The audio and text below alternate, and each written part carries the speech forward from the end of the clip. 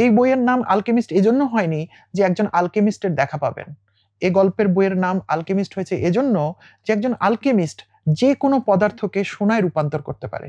কিন্তু একটা মানুষ কিভাবে পরিপূর্ণ মানুষ হয়? একজন মানুষ পরিপূর্ণ মানুষ হয় পরিবর্তনের মধ্য দিয়ে, ঠেকে ঠেকে, শিখে, ব্যর্থতার মধ্য দিয়ে, অনেক নতুন অভিজ্ঞতার মধ্য দিয়ে। আমাদের গল্পের প্রধান চরিত্র সান্দিয়াগো কিন্তু গুপ্তধন পেয়েছিল তার বাড়ির কাছেই, কিন্তু মরক্কো হয়ে মিশর, এই দীর্ঘ পথ পাড়ি দেওয়া, এর মধ্য দিয়ে সান্দিয়াগো একজন পরিপূর্ণ মানুষ হয়েছে।